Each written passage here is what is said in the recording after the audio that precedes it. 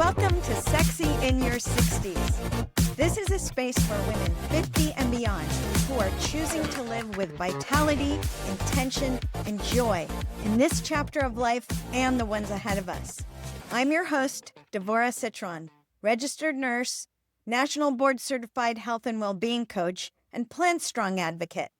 On this podcast, we explore what truly helps women thrive in midlife and beyond through evidence-based health insights, real stories, practical strategies, and the deeper sense of meaning that makes life feel rich and connected.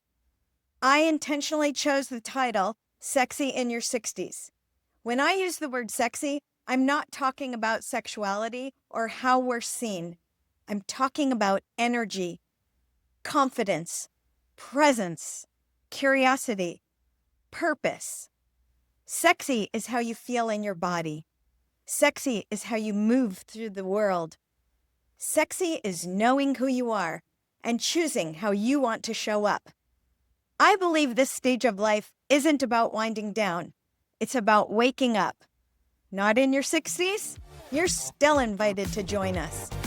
Each episode is designed to support you not just in how you live, but in how you feel in your body, your relationships, and your life.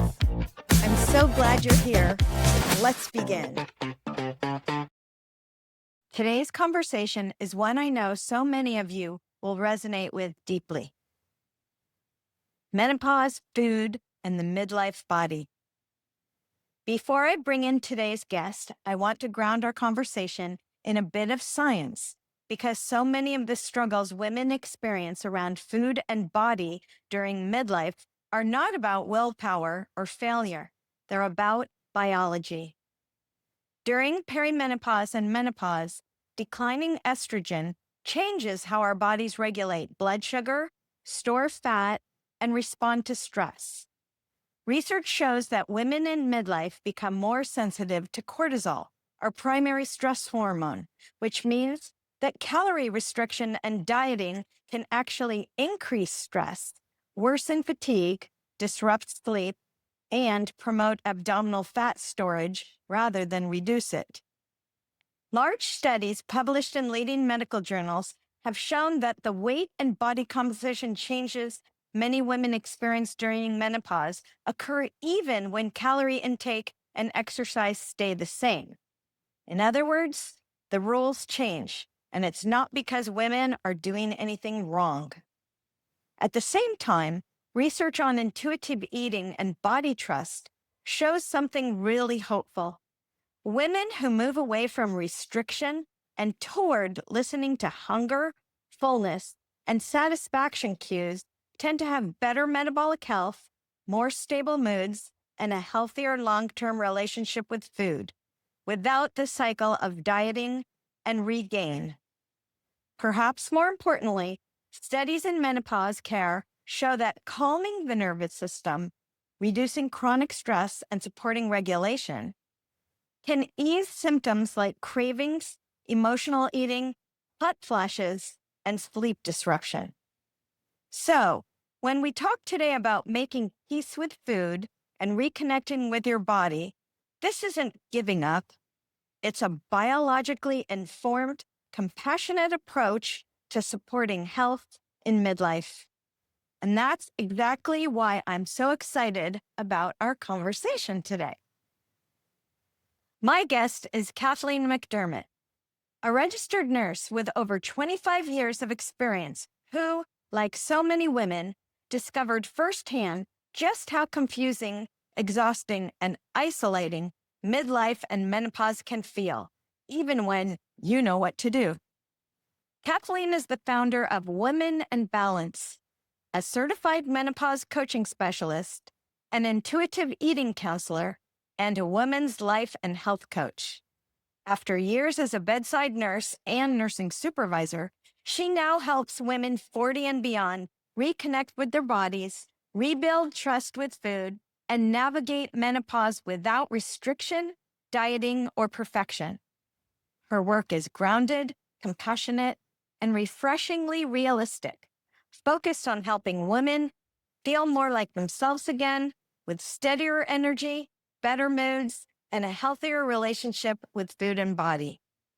This conversation is about understanding what's happening in the midlife body, letting go of rules that no longer serve us, and redefining what thriving looks like in this chapter of life. Kathleen, welcome to Sexy in Your 60s. Thanks, Dvora. I'm so excited to be here. Me too. So let's start by having you tell us a little bit about yourself and the journey that has led you to where you are today. Okay. So like you mentioned, I've been a nurse for over 25 years. I am in postmenopause myself. Went into menopause at the age of 44, which is a bit young. The average age in the United States is 51. I have 3 sisters. We all went through menopause in our early 40s. But even as a nurse, I didn't know, because we didn't get properly trained in school, nor do doctors in medical school. It was just a stage we're going to go through inevitably if we live long enough. And that was it. There really wasn't much information about it. Once I arrived in menopause, I'd already been through perimenopause. 7 to 10 years prior is the average time period. And I then started to connect the dots after the fact. Like you said, I became a menopause coach specialist. That was later on in my 50s, as well as an intuitive eating counselor, because I then started to recognize that there was a real gap in women understanding, myself included, what was going on with the changing female body. Luckily, we live longer. And with that, it means we can be living half of our lives in menopause, post-menopause. So it is a point in our lives that we want to really live a full life. I think the misconception for a lot of women is that menopause means you can't have children, right? So your fertile years are over, but that it's mostly hot flashes and you're irritable. But there's a lot more to it. And as a nurse, and you as a nurse understand that hormones work in tandem with other hormones. So you've got your sex hormones, the estrogen, progesterone, and of course, testosterone when you're talking about menopause, but they affect other hormones in your body. And what's silently going on, and we don't pay much attention to this until later on when we go to the doctor and we find out we might have some heart disease. So that starts to look like high blood pressure, high cholesterol.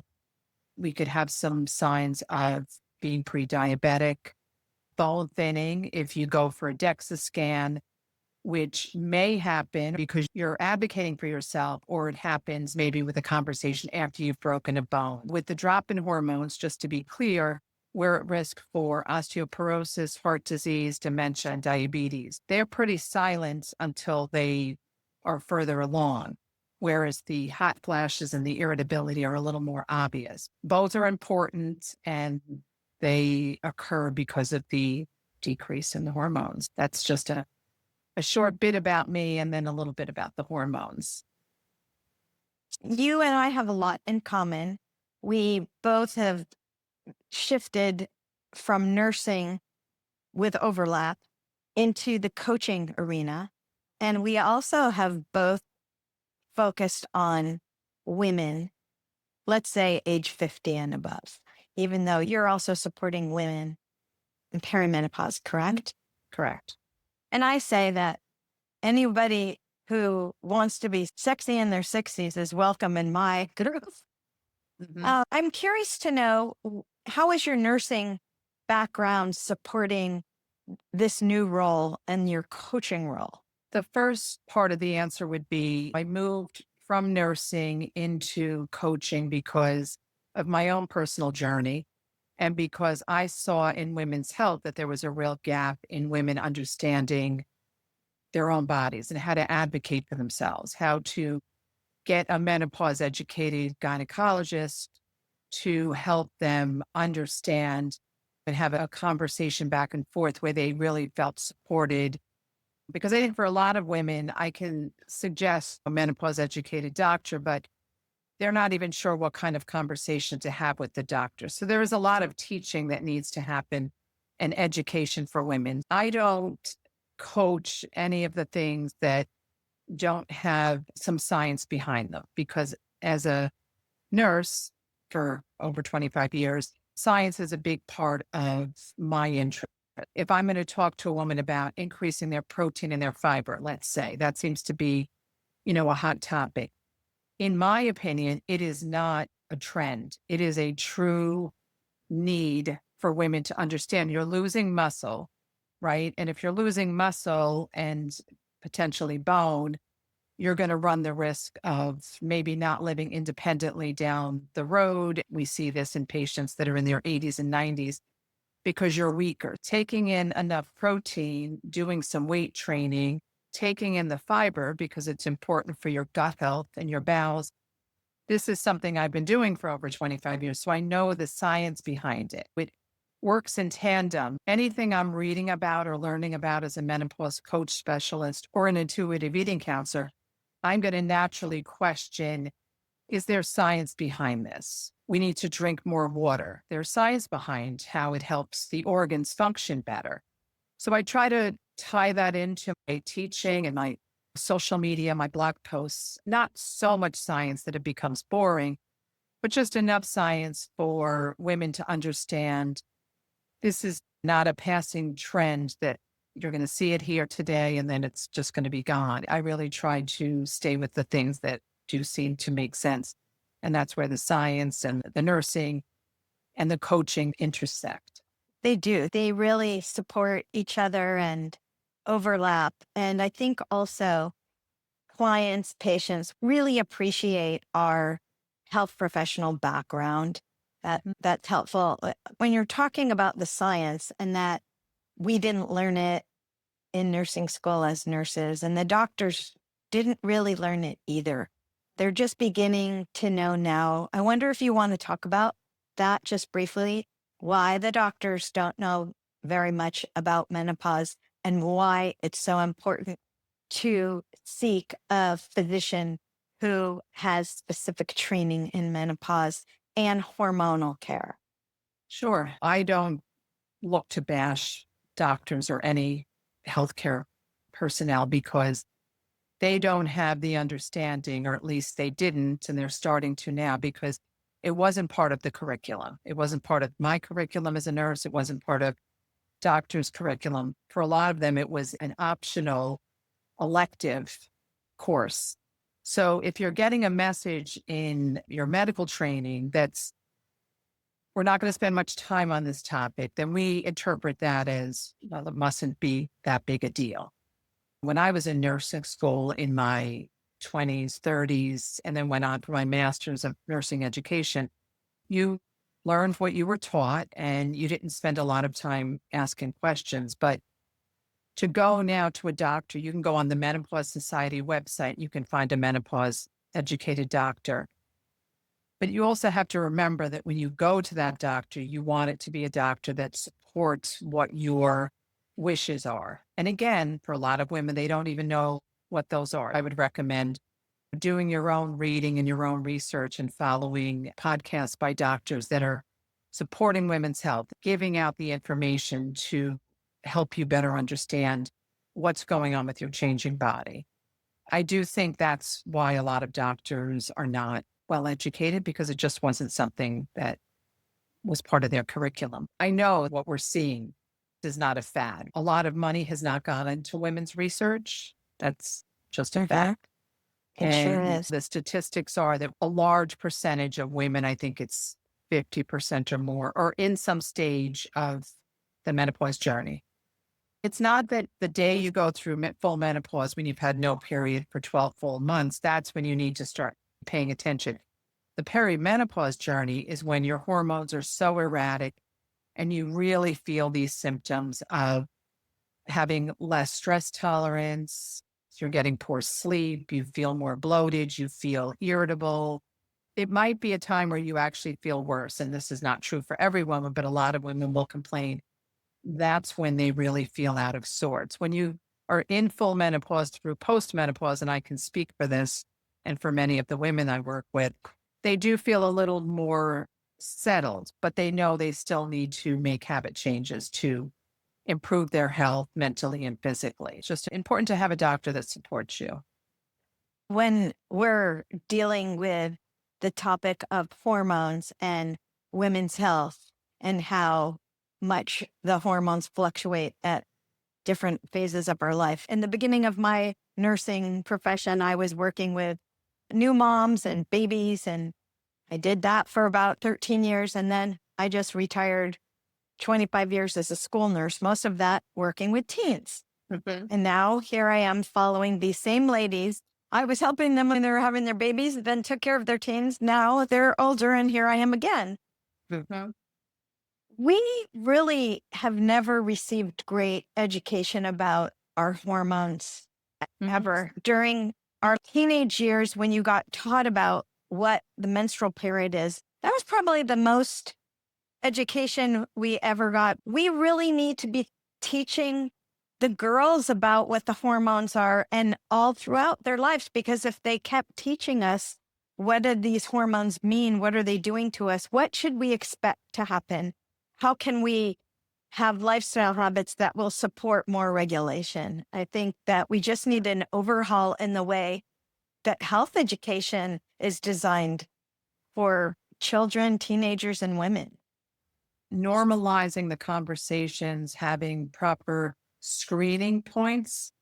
When a young girl goes to her doctor because the mom has said, it's time, it's usually the mom. And maybe sometimes you have a daughter who really understands their body or knows how to advocate for themselves. However, they end up at the doctor, the mom can help with the conversation on what to expect. But again, for women that were not taught themselves, it's hard for them to have the conversations with the teenagers and 20-year-olds. So it's really normalizing it. That's really what my ultimate goal is that I hope that I'm moving the needle forward and helping women get comfortable with these conversations. If you go through menopause like I did at 44, we're living into our 80s. My mom is 85. She's very healthy. My goal is to live the life that she's living, if not better. And I need to understand what's going on with my changing body. So I think, yes, normalizing the conversations at the doctor's office. The doctor needs to be educated. The parents of the young girl needs to be educated. It's really a whole cycle of what needs to happen to keep moving women's health forward. Kathleen, we've got the Menopause Society we can look to for a resource. It's a wonderful website that you can just get a lot of education on, in addition to looking up doctors in your area. And now we have some telehealth medical practices. If you don't have a doctor near you, you can consider doing that also. I see several different specialists for different medical issues, and I notice they're not aligned with what the current hormonal therapies are. They still have obsolete beliefs and fears about what they are. Yeah. Beyond just having this menopause trained gynecologist or urogynecologist, I think that the specialists also need training in it, because it's key to how they're treating these certain medical issues that we have. Yeah, because these hormone receptors are in our entire body. Let's just talk about the heart for a minute. Once we hit menopause, that is the number one killer of women is heart disease. But because it's silent until it's a problem, it's not something that a lot of women know about. So really having a cardiologist on board to have the conversation with, this is the age you are, let's talk about your mom's health, or do you have siblings? And then when did you go through menopause and how are you feeling, and making sure you're having the proper blood work, and what does your diet look like? Not for weight loss, but for just overall health, because BMI, getting on a scale and looking at your height and weight is not indicative of good health. A lot of other markers that are more important. So yeah, I completely agree. Mental health, psychologists, psychiatrists, sitting down across from a woman that looks like she's in her 30s or 40s, part of the conversation could be, oh, so if I'm not sleeping and I'm not nourishing myself with good food and I'm very stressed, I am going through perimenopause, because they've been educated enough to know that. they can at least feel like, oh, okay, I'm not going crazy. This could be something that do have some control over to feel better mentally. It's Mhm. not to say there's no one thing that's going to fix everything, but it's a piece of the puzzle in knowing your lifestyle habits, where you are in the perimenopause or menopause journey to help the doctors that you see understand how to help you. And I think what you mentioned, that sense of self-empowerment and helping our clients with their lifestyle habits and giving them an increased sense of self-efficacy so that they feel they have some ability to steer their ship. Mhm, mhm. There's one thing that I do that it just made me think of it as you were talking about self-efficacy is we do something when a woman realizes she's struggling in an area and then she starts to recognize that it's because of something she has not dealt with in her life. Maybe she's always been the people pleaser or the doer. And we do this thing where we put our heart on our chest and we say, of course, of course I'm overwhelmed. And then she naturally can fill in. But it's like we don't slow down enough to become self aware and realize, of course, I'm eating too much in the evening because I'm not giving myself anything else that could be equal to self care. I'm too busy. I've never given myself permission to do that. So there's a lot of layers underneath, recognizing what stage you're in and then how to take care of yourself. It's not an overnight fix. It's a lot of self reflection. And like you said, teaching a woman how to feel more empowered and advocate for herself. It takes time, but it can be done. It takes a lot of time. And for many of us, we weren't in a space where that's what our focus was, let alone our awareness. And so now, with focusing on women ages 50 and above, we are at a stage developmentally where we're starting to focus more on ourselves. We can shed roles, maybe not completely, Mhm. but we have more of a focus on self care and what we want and self awareness. And so, this is a good time then to ask you more about intuitive eating, since you're an intuitive eating coach. And can you talk about more about what is intuitive eating? Is it a concept, a practice, a program? Tell us about it. There's 10 principles for intuitive eating, and there's two women that devised the program. And their background, one is a nutritionist, one is a social worker, I believe. I may be getting that wrong. They came upon understanding that these crash diets and all this restriction that was going on could help women lose weight, but then they would regain the weight and then some. This is a system that I followed for many, many years. And when I got to be in menopause and what I was doing in the past was no longer working, I learned of intuitive eating. I had followed Janine Roth for a long time, who also, I think, really was the true pioneer in starting to talk a lot about. She didn't use the terms intuitive eating, but it was really a lot of the same principles. I have two grandsons, and I can give the example of watching them eat in my understanding of intuitive eating and having become an intuitive eating counselor is eat intuitively. They know when they're hungry and you feed them a variety of foods, and then they will tell you that they're done, they're full. There's not drama around wanting to eat an entire cake or having restrictions and having all of this food noise go on in their head. We all start out that way, but we kind of get off track when we have all of these different eating plans and diets that are presented to us. We're a society that wants quick fixes, quick results. Again, not something that I'm not familiar with. I practiced a lot of different diets and I just didn't want to go back to doing that. I wanted to learn what I needed while getting healthy. So eating intuitively, I think the misconception is that you can eat anything and everything whenever you want. That's not the practice. The practice is no foods are off limits. You can eat the cake and the cookies, but if you're really taking the time to pay attention to how you feel, you'll realize that they're not giving you the energy. They might give you a short boost of energy, but then the drop in your blood sugar will leave you tired. So it's really paying attention to how you're feeling, nourishing your body. It's almost like an experiment. And then you see as you bring in foods that are more nourishing and that balance out your blood sugar, because you do need to support your health at every age, especially as we're aging.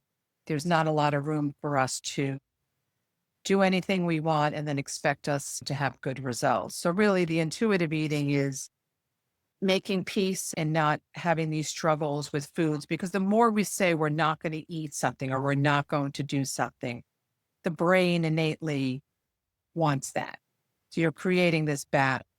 So this is really calming yourself so that there is no battle, and not getting on a scale, not focusing on the number, and your body will naturally get to the weight that it is meant to be at. And maybe that's a weight you haven't been at in a while, up or down, whatever that looks like for you. And I know that was the case for me. I got to a very good weight, a weight that I don't struggle. If it goes up a little or down a little, I can tell by my clothes. I don't have to get on the scale. There are other markers that we look at for health, your blood pressure, your cholesterol, different numbers, and your weight is your weight. Allowing yourself to have time in your life to not be so focused on a number on the scale or restricting yourself. That really is the ultimate goal, because there's so many other things that we as women want to be doing. Parallel to eating intuitively is starting to realize how you can nurture yourself in ways that don't include food. That can be difficult for a lot of women, because you get to a point where the children are leaving the nest and maybe your career is winding down and you're with your significant other and wondering about a lot of different things. If you're content in your hobbies or lack of hobbies and your relationships, a lot of things can come up. It's a really exciting time to really just get honest about not wasting time, but really tuning into what it is that fulfills you and fills you up, that doesn't include food when you're truly not hungry for food. Yes, so many of us are at the point where we started to do more and more of that. I noticed that I didn't tolerate eating certain foods that I could tolerate before, or drinking alcohol. It took me a long time to make a connection that when I drank more, I ate more, and then I really didn't feel well the next day, and I kind of lost a whole day. But I also know that I can practice better self-awareness when I'm calm, when my nervous system's regulated, when I'm not exhausted. Mm-hmm. There's a lot to put together there, a grand design of how to live your life so that you can have balance, right? Right. Yeah. And I don't think you ever get to a point. My company is Women and Balance. And Mhm. the balance is just something we're always striving for, Mhm. right? When you're in your 20s and 30s, maybe just starting a family, maybe you're still in school, maybe you're building your career, you're newly married, wherever you are in the stage of your life, balance for one woman is different for another. But it's, I think, really just giving ourselves permission to slow down for a minute and say, I don't think this is working for me. Or Mhm. I think it can work, but I think I'm going to need more support, whatever that is, to not feel like you're completely exhausted at the end of every day and you have nothing to give to yourself or to anyone else. What can you do differently? And Okay.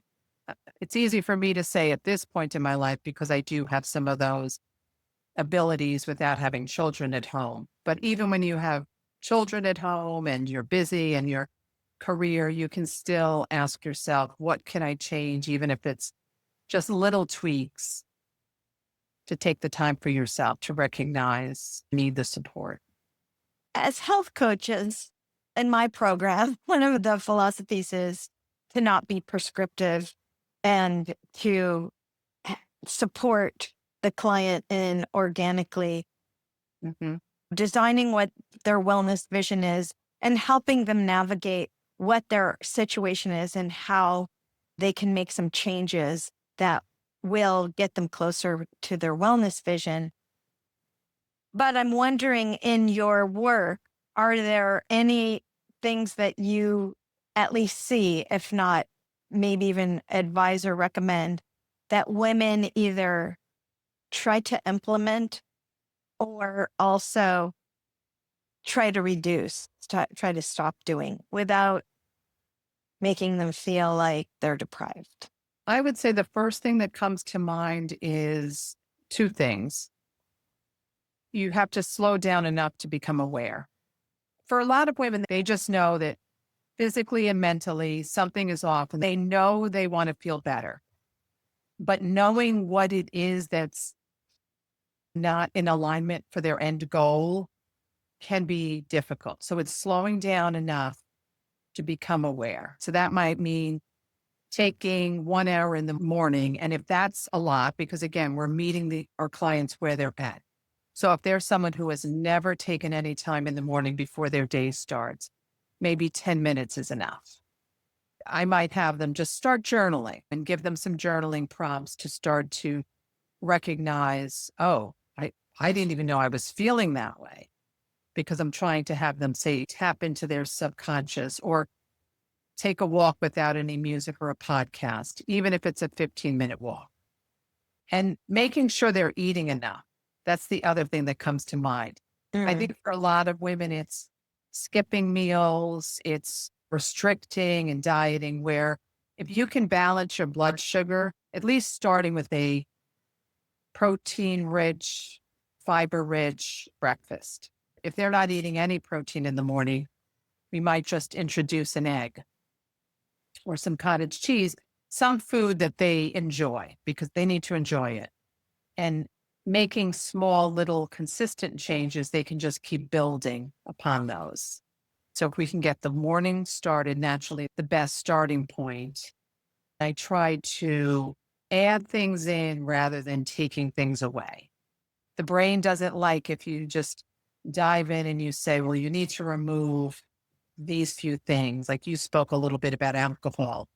If alcohol is a big part of what's in their toolbox to get through the day or the week, we're not going to say take it away, but we're going to see if we can force it a little bit out of the picture so that we can put some tools in there where they realize, I don't like how I feel when I drink in the evening. So I'm going to try taking a bath or going for a walk or listening to a motivating podcast. Again, it's like conducting an experiment. You're going to see the next day, Mhm. oh, I do feel better. So maybe you're drinking less, and that's a really good goal. Yes, I do that in my work with plant-based nutrition, calling that crowding out. So Crowding out. Love that. I don't say don't eat this, don't eat that. Just fill up your plate like this with all this nutrient dense food. And then Mhm. whatever else you're going to put on it, put on it. But picture your nutrient dense plate. Mhm. Yeah. So, Kathleen, we're past menopause, both of us. What does thriving mean to you now beyond symptom management? Through menopause and beyond. I think it's listening to ourselves and just really realizing what's missing, what we're proud of, really taking the time to not go back and feel remorse or guilt about things. That's to me a waste of time. We can go back into our past, maybe therapy sessions or whatnot. They do a lot of that to revisit what went wrong. But we don't park ourselves there. We learn from what we did and now we're moving forward. So I think thriving is we've learned what doesn't work and we now know that if we incorporate newer, healthier habits, and we're always trying to improve. If something doesn't work, we tweak it and just keep improving upon it. I have children, and like I said, grandsons, as do you, I believe. And we're examples to them. And they're not so interested all the time in hearing some big speech, but I think when they're watching us and learning from us. So to me, thriving is first taking care of myself as best I can so I can take care of the others and be a good example in their life. Uh-huh. Can you give me some examples of what makes you feel most alive right now at this time of life? Learning. I love learning. I've just always loved learning. And I think it's an exciting time to be really interested and involved in women's health. That really excites me. Anything outdoors. I love being outdoors. I always have. Just being in You sun. post beautiful photos of your morning walks. I love those photos. Yeah. Well, I'm lucky. We don't live too far from the beach. So I try to go down, and sometimes I catch the sunrise. Sometimes I'm not down there that early. I'm never upset when I get myself up early to see the sunrise. I'm always happy about it. Being with family, being active, just staying busy. I have a couple of more questions. If you could offer one gentle reminder to the woman listening right now who feel frustrated with their bodies, what would you want them to hear? That their body is changing. That's inevitable. The hormones are changing, and what you were doing in your 20s and 30s, and you're frustrated that that's not working, don't beat yourself up. There's a better, different approach. Being kind to yourself, being compassionate, taking a moment, like I said, to say, of course, this isn't working. Inevitably, we're changing, so the approach needs to change. But it is still basic information, nourishing our bodies and minds in a healthy way. Our habits do matter. When I'm working with clients, I like to reframe things in a positive way. One of the strategies that I find is helpful is to use affirmations, because when you use affirmations, they're designed to create a statement that is in the present and positive. Mm-hmm. It's about which lens you're looking through, right? Yes. Mm-hmm. I always like to ask my guests this question because it means something different to each one of us. What does sexy mean to you in this chapter of your life? Feeling good about myself, feeling confident, staying active. That feels sexy. Great. I love that. Well, thank you, Kathleen. I want to let our listeners know how they can connect with you. Right. So I'm on social media. I spend a lot of time mostly on Instagram. So it's Women and Balance. I have a website by the same name. You can reach out. If you go on my website, you'll see a link for a discovery call. I do one-on-one coaching. I have a workshop coming up in January, and I put out a free newsletter. So if you want to get on my newsletter list, you can see that on my website. And I'd love to hear from you. I love questions. You can just send me an email if that's the simplest thing. It's womenandbalance@gmail.com. And I'll include links in the show notes too. All right, great. Thank you, Kathleen. Thank you so much. So as you're listening today, I invite you to reflect on this question. Where might you soften just a little with your body, with food, or with yourself in this season of life? Because sexy isn't about control or restriction. It's about trust, vitality, and living in a body that feels like home. Thank you so much for spending this time with us. If today's conversation resonated with you, I invite you to take the next gentle step by downloading the Sexy in Your 60s Starter Guide, a free resource designed to help you reflect on what supports your energy, vitality, and sense of connection in this season of life.